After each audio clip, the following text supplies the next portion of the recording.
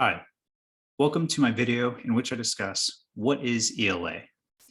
If you're just coming to my channel, you're likely here to find strategies or helpful resources that will assist you in working with English language arts, whether as a student or as a teacher. I think it's important that before we can even begin discussing strategies or addressing techniques, that we understand fundamentally what ELA is supposed to be. So this video is going to answer that question. What do we mean by ELA? What do we mean by English language arts? Why is this an important topic to study? And how can it help us both in the classroom and outside of it? I think the first thing we need to do is break down what exactly we mean by English language arts. So English language arts equals what? Usually what happens in an English classroom is that a student will confront a teacher with the following question. I already speak English. Why am I taking English class? Don't I know how to speak the language? The student isn't wrong, but the student is missing some vital nuance when it comes to differentiating the difference between an ELA class and an English class. In an English class, the goal is to teach the student how to speak the language.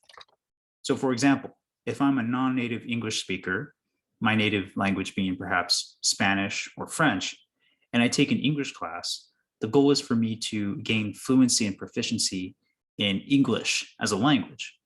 I learn vocabulary, I learn how to conjugate, I learn how to properly structure my sentences and use the language so that if I converse and communicate with people who are English speakers, they understand me and I understand them. In an ELA class, this is not quite what we're doing. The goal in an ELA class is to teach the student how to use English to optimize his or her communication. So what does this mean? The beginning English student, someone who is a non-native English speaker, might learn how to speak the language, but he or she may not know how to use the language in a way that is effective and especially optimal. This applies even to people who are native English speakers. Many of the students who come into our classrooms, assuming we're teachers, do not necessarily know how to use English in an effective way. They can speak the language, they can carry a conversation, they can request things, they can even give commands, but they lack the ability to perhaps persuade. They lack the ability to articulate. They lack the ability to organize their thoughts in a way that is effective and competent. So in an ELA class, what we're really trying to do is teach the language, or rather the art of using language. In particular, the English language. All right, so now that we know that, is there still any validity to what the student is saying when he or she suggests that they already know English? The beginning student of ELA is right in the sense that he or she understands how to use conversational English. In linguistics, we call this BICS, or basic interpersonal communication skills.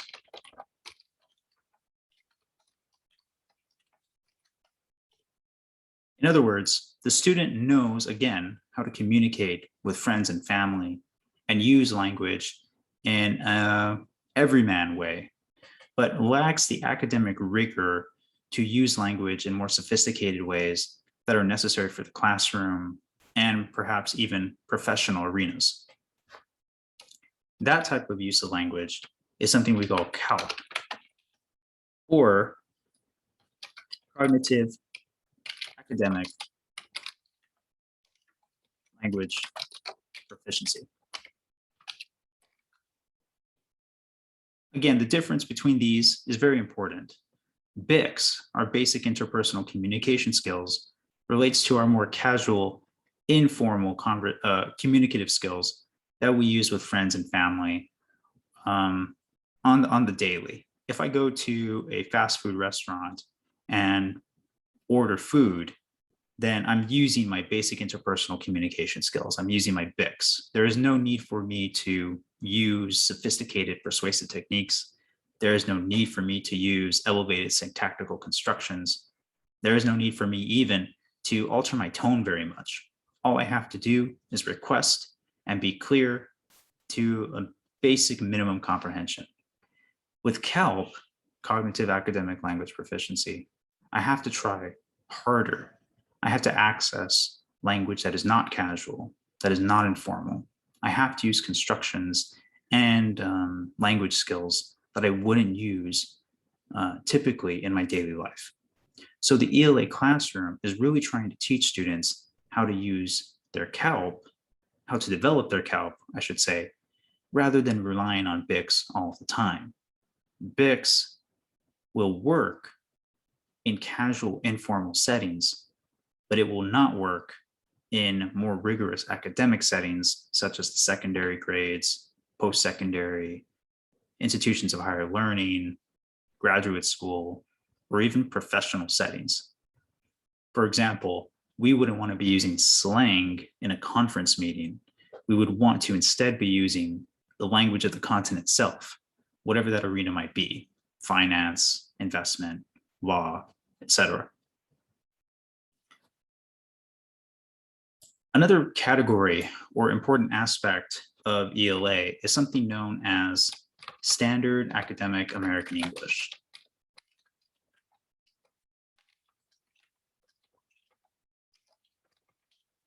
The student in an ELA classroom is learning how to read, write, and speak in a fairly standardized formal mode of English.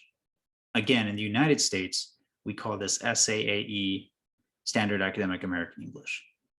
This is a form of CALP in the sense that we are trying to elevate the student's use of language from that casual, more informal register to something that's more academic and professional.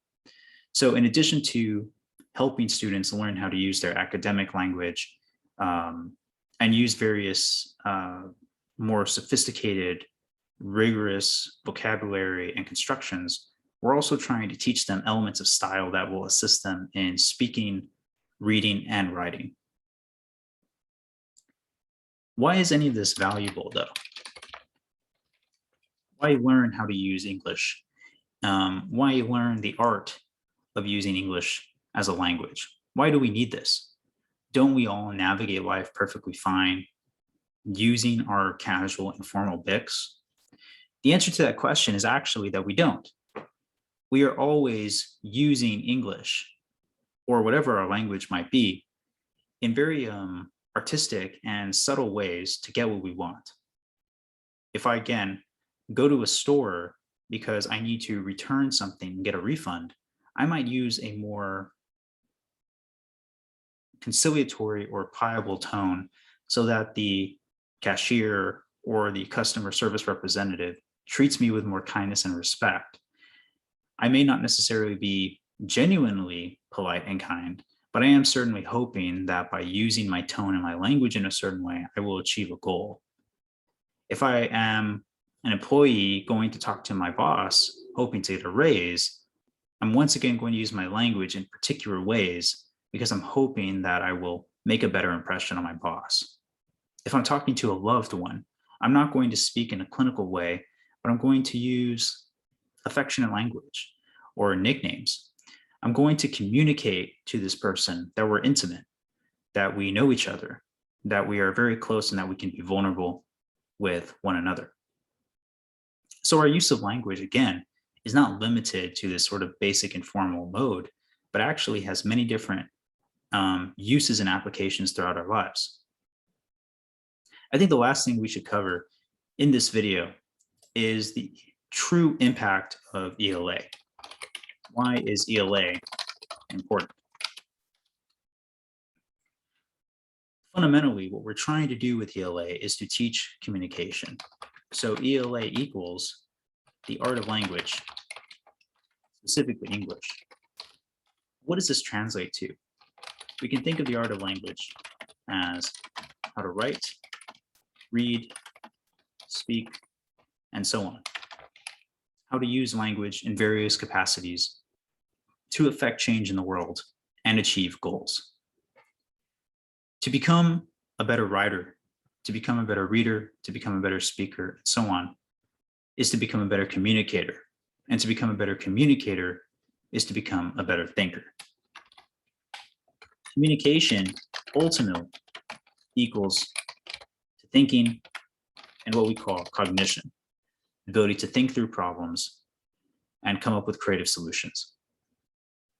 The goal of any true, genuine ELA teacher or instructor is to guide students down a path of heightened mental acuity and development of writing and reading skills, with the goal of not only achieving better literacy, but also better thinking. I want my ELA students to go out into the world, whatever their discipline, whatever their chosen career path, whatever their passions, and to be able to communicate and convey themselves in persuasive, compelling ways so that they can actually achieve the goals they want to. Whether we like it or not, our world, our society is defined by our ability to communicate and relate to other people. ELA is rooted deeply in our ability to communicate. It is our ability to communicate. And if we do not master the art of language, whether that be English, Spanish, French, Russian, and so on, we lose our advantage, perhaps our most important advantage, when it comes to relating to other people.